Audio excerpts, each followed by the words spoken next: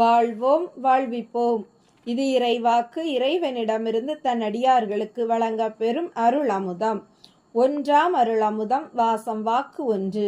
நான் உங்கள் மத்தியில் வாசம் செய்கிறேன். அன்பு கண்களை கொண்டு என்னை தரிசியுங்கள். ஆரவாரத்தை அப்புறப்படுத்தினால் மட்டுமே நீங்கள் அமைதியை ஸ்பர்சிக்க முடியும்.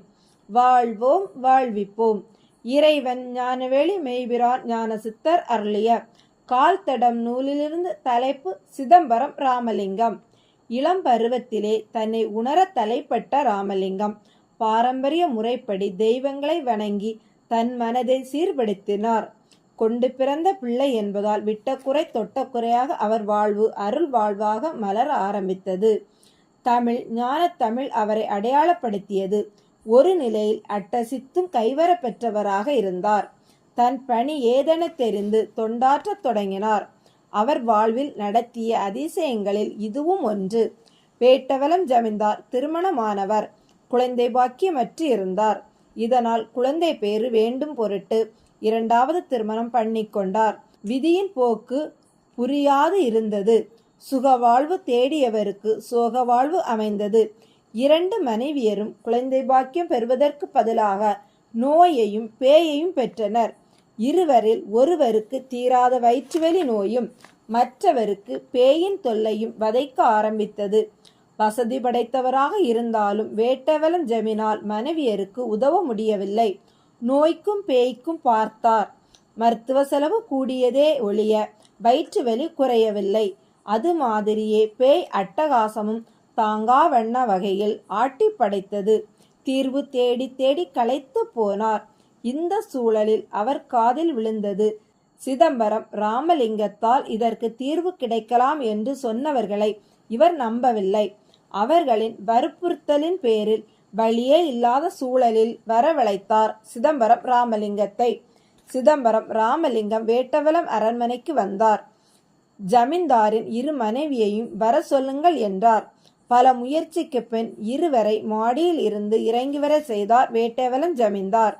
மாடியில் இருந்து இறங்கி வந்த பேய் பிடித்த மனைவி படிக்கட்டிலே நின்று சிதம்பரம் ராமலிங்கத்தை உற்று பார்த்து கொண்டே நின்றாள். இவரும் கண்களை கூர்ந்து கவனித்தார். அட்டமாசித்து நிறைந்தவரின் அருள் பார்வையை தாங்க முடியாமல் அந்த பேய் பிடித்த மனைவி ஓடி வந்து சிதம்பரம் ராமலிங்கம் காலில் விழுந்து கதறினாள். ஓடிவிடு என்று ஆணை பிறந்தது சிதம்பரம் ராமலிங்கத்திடம் இருந்து. சட்டென இரு கைகளை கூப்பி வணங்கிவிட்டு அந்த மனைவி மயங்கி விழுந்தாள்.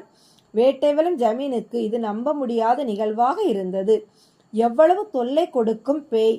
சட்டென பணிந்து அடங்கி ஒடுங்கி விட்டதே என்று ஆச்சரியப்பட்டு கொண்டு நின்றார்.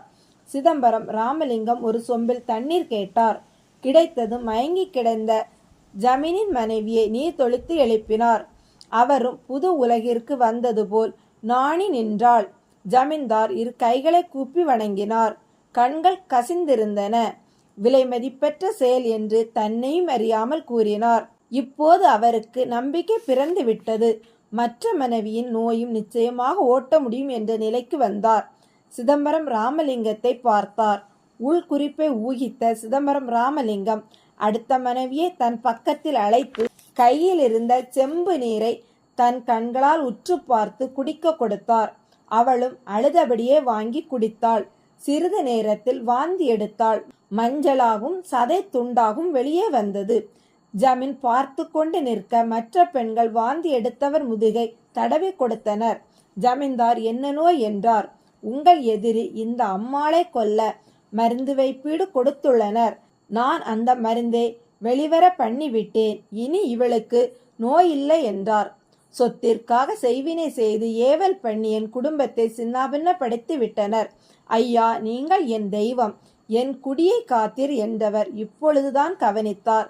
சிதம்பரம் ராமலிங்கத்தை உட்காரக்கூட வைக்காமல் நோயை தீர்க்க வைத்தது. தலையில் அடித்தபடி ஜமீன் மரகத சேரை எடுத்து வர செய்து சிதம்பரம் ராமலிங்கத்தை அதில் உட்கார வைத்து மரியாதை செய்தார்.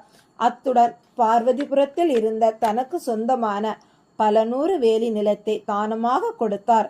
அதுவே வடலூரில் சத்தியஜோதி வளாகம் உண்டாக வழிபண்ணியதோடு சிதம்பரம் ராமலிங்கத்தையும் வடலூர் வள்ளலாக மாற்றியது. தனக்கு உவமை இல்லாதான் தாளே சேராது மனக்கவலையை மாற்ற முடியாது என்பதை வேட்டைவலம் ஜமீன் ஒத்துக்கொண்டார். முன்ஜென்ம விதியால் உண்டாகும் நோயை ஆற்றல் பெற்ற சித்தர்களால் கண் பார்வையாலே நீக்க முடியும் என்பதற்கு வள்ளல் பிரானின் இந்த நிகழ்வு சான்று. வாழ்வோம், வாழ்விப்போம்.